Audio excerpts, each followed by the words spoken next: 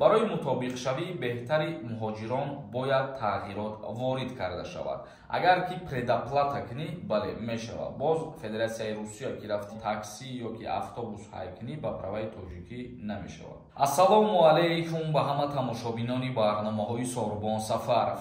Тамошобинони азиз, ҳатман дар канал обуна бишен ва то охири видеора тамошо кунен. Ба маълумоти ҳамаи шумо як чиза мерасонам. Чӣ хеле ки медонед дар канали ма конкурс рафтестай, худо розӣ боша, рӯзҳои наздик финалша аниқ мекунем, билетҳо кам мондагиянд. Нафарҳое ки тамошо кардесен, ҳозир бидроен яктаи дутаи билет бихарен, гарени зур мешавад. Номераи WhatsApp ки дар рӯи экран мебинен, дар ҳамин номераи WhatsApp картаи Сбербанк ҳам ҳастай. 250 рубл нархи як дона билетай. Карта ба номи Мунис меброяд. Сумта мепартои чекта да ҳами WhatsApp рӯй мекунед, та соҳиби билет мешай. Ҳамагӣ 75 дона призай. 5-таш мошинай, конвертои пулияй ва телефон. Бидроен ҳозир билет бихарен. Дастури президенти Федератсияи Русия Владимир Путин ба масъулин барои мутобиқшавии муҳоҷирон шароит фароҳам оварда шавад. Ба консепсияи сиёсати давлатии муҳоҷиратии Русия бо мақсади фароҳам овардани шароит барои мутобиқшавии беҳтари муҳоҷирон бояд тағйирот ворид карда шавад, гуфт президенти Федератсияи Русия. Дар ин бора мақомоти Русия бояд шароите фароҳам созад, ки ба мутобиқшавӣ бо муваффақияти шаҳрвандони хориҷӣ ва фарзандони онҳо дар ҷомеаи Русия мусоидат кунад. Президенти Федератсияи Русия супориш дод ба масъулин барои хубтар кардани шароити муҳоҷироне ки дар Русия зиндагонӣ мекунанд ва кору фаъолият мекунанд ва инчунин гуфт ки шароити хуб ба фарзандони муҳоҷирон низ оварда шавад. Чунин тағйирот ба консепсияи сиёсатии давлатии муҳоҷиратии Русия ворид гардидааст. Дар ин бора аз фармони раиси ҷумҳур пешниҳод шуд. гуфта мешавад ки аз тадбирҳои асосии ин фароҳам овардани шароити масоид барои рушди забони русӣ ва меъёрҳои маъмулии рафтори муҳоҷирон мебошад. дар ин ҷо хусусиятҳои иҷтимоӣ ва маъдании минтақаҳое ки муҳоҷирон дар он ҷо зиндагонӣ мекунанд ба назар гирифта мешавад. дар ин бора қарор аз ҷониби президенти Федератсияи Русия шоми 12 май қабул карда шуд. тамошобинони азиз, акнун мегзарем ба қисми хондани комментарияҳо. дар ҳамиҷа ба ҳамаи шумо як чиза тавсия метиҳам. нафарҳое ки дар Москва ё Московский област қарор дорем, агар ҳуҷҷатҳои шумо тамом шидагӣ боша, рақамҳое ки дар рӯи экран биромад, дар ҳамин рақамҳо занг бизанед, шуморо ба границаи Қазоқистон мебаранд бо нархи арзон ва мошинои комфортни. ғаффорзода нависондай: ака ассалому алайкум, дар кору бород барор пешакӣ раҳмат. ман патент дорам, 3 моҳи дигараш мондагиай. як моҳаша пулша сипорам равам Тоҷикистон 3-4 рӯза. мешава илтимос ҷавоб диҳед. агар ки предоплата кунӣ, бале мешава. боз Федератсияи Русия ки рафтӣ ба ҳамон патент метавонӣ кору фаъолият кунӣ. Раҷабалӣ нависонда: ассалому алайкум, ака илтимос ба саволам ҷавоб диҳед. бе мигратсиони карта ман метавонам ба Тоҷикистон равам. ба аэропорт проблема мешавад ё ки не? мигратсиони серокопия дорам.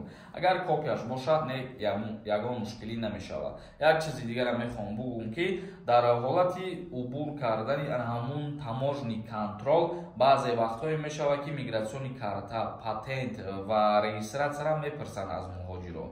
мисол надошта бошен, агар метавонанд запрет на въезд кунанд, вале баъзе ҳолатҳое ҳастанд ки ягон ҳуҷҷат намепирсанд, паспорта мебинанд, тамом мегзарен мерен. ин вобаста аз ҳамун аэропорт мебошад. ин ҳолат.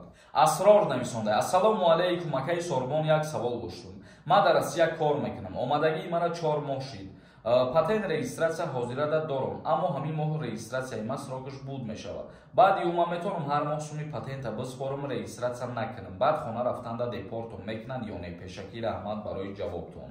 дар аввали видео дар ҳамин бораи гуфтагии тима фаҳмондум ки дар аэропорт чӣ хели вазъиятай ва як чиза фаромӯш накунед ки шаҳрванди хориҷӣ ҳақ ва ҳуқуқ надорад ки бе регистратсия дар Русия қарор бигирад ё гашту гузор кунад. Одинаев Муҳаммадҷон нависонда: ассалому алайкум, акаи Сорбон.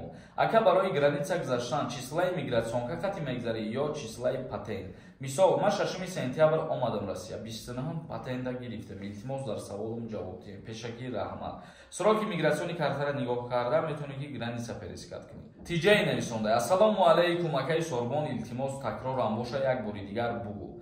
Пешакӣ раҳмат. Ман 1996 20 майям аблава мебарад ба қапа. 20 майда ту 27 сола мешавӣ. Баъди 20 май аллакай аз даъваткунӣ ба хизмат озод ҳастӣ. Мисол мегирем, агар то ҳамун 20 майатра ҳақ ва ҳуқуқ доранд ки ба комиссарияти ҳарбӣ даъватат кунанд барои хизмат кардан. Як каси дигар нависонда: ассалому алайкум акаҷон, мо гражданини Россия гирифтем. Метавонем ба праваи Тоҷикистон бигардем? Ҳамира ответи акаҷон. Пешакӣ раҳмат. Агар просто барои гаштан бугӯй кор накунӣ ба мошин, бале, метавонӣ ба праваи тоҷикӣ гардӣ. Не ки агар кор кунӣ ягон таксӣ ёки автобус ҳай кунӣ, ба праваи тоҷикӣ намешавад. Як каси дигар нависонда: ассалому алайкум акаи Сорбон, савола ҷавоб де ака. Д кӯдакдорора ба хизмат мебаранд, кӯдакошон то синни 12 солагишон 300 сомон метан. Ростай, илтимос ҷавоб диҳед.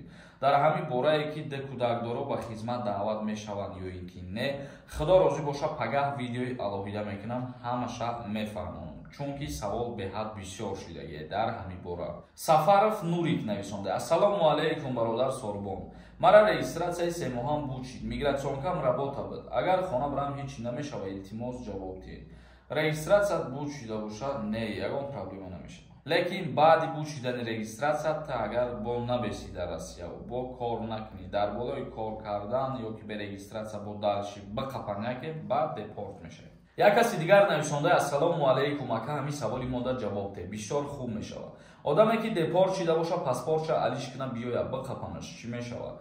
Давлат шуморо манъ кардагие барои ворид шудан ва шумо барои ғайриқонунӣ вориди ҳамон кишвар мешед. Аллакай қонуншиканӣ мебошад.